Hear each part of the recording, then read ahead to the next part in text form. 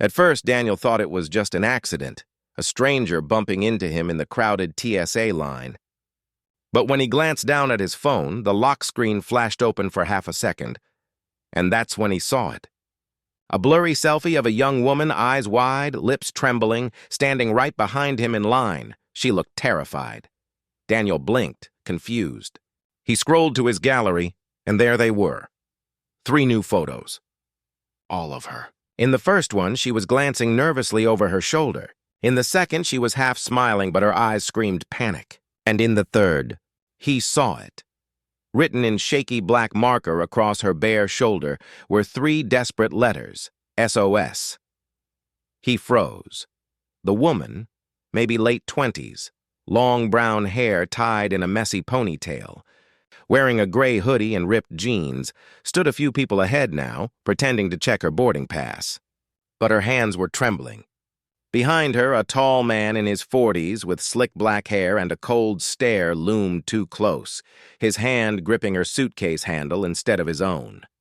Daniel's stomach tightened. Something was very wrong. If you believe in the power of awareness and how one small act can save a life, then take a moment to like, share, and subscribe to Broken Chains. Because sometimes paying attention can mean everything. He looked down at his phone again, the image of her shoulder burning into his mind. SOS. It wasn't random. She meant for him to see it. He took a breath, trying to stay calm. He couldn't just rush forward, not without knowing the full story. But he couldn't ignore it either. When the line moved, he adjusted his phone camera and took a quick photo of the man behind her. Square jaw, black leather jacket, piercing eyes that looked around like he was expecting trouble. Daniel's heart was racing now. He texted the photo and the word "help" to the airport security hotline posted on a nearby sign. His fingers shook as he hit send. Seconds later, a reply buzzed through. "Stay where you are. Do not approach. Officers on their way." As the crowd inched forward toward the metal detectors, the man leaned close to the woman, Rita, as her boarding pass read when she accidentally dropped it, and hissed something in her ear. She flinched but didn't respond. Her face was pale, her lips trembling. Daniel's pulse pounded in his ears. He could hear snatches of her breathing, fast, shallow, trapped.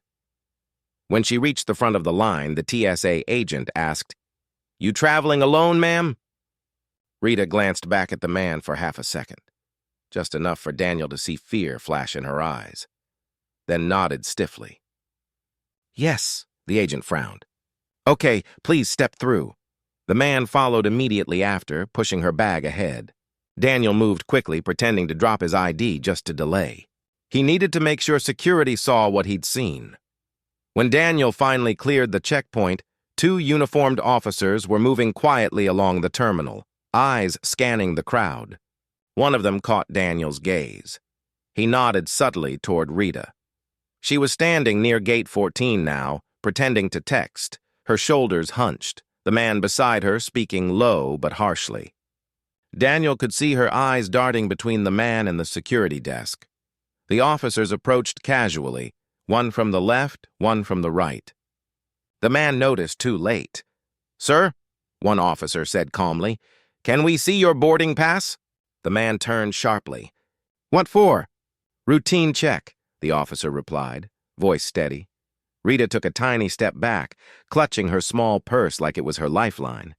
The man's hand twitched toward her wrist, but before he could move, the second officer stepped forward and grabbed his arm firmly. Within seconds, the situation exploded. Shouts, the clatter of luggage. The man cursing as officers restrained him. Rita stumbled backward, gasping, her eyes wide with disbelief. Daniel stepped closer, careful not to crowd her. "Hey," he said softly. "You're okay now."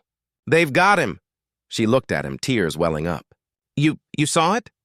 He nodded, showing her the photo still open on his phone, the one she'd taken. "Yeah, I saw it," Rita broke down, covering her face. "I didn't know what else to do.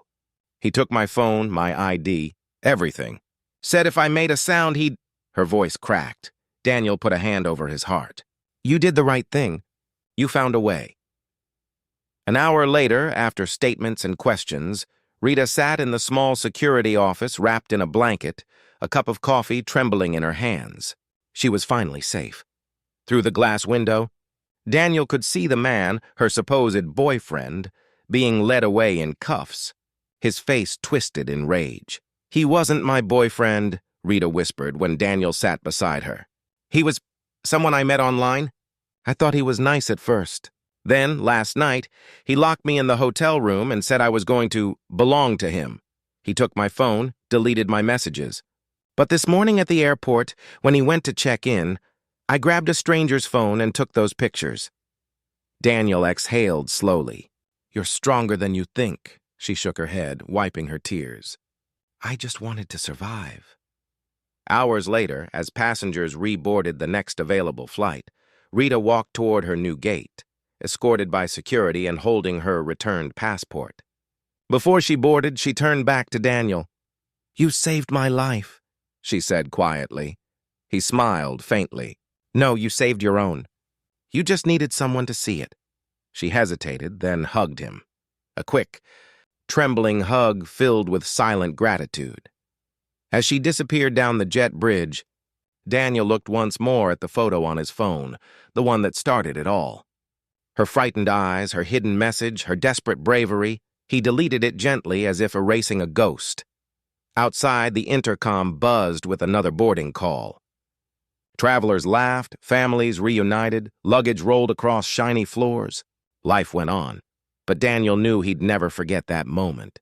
Because sometimes, the smallest action, a glance, a message, a photo, could change everything. And somewhere up there, in a plane bound for freedom, a young woman finally breathed easy for the first time in months.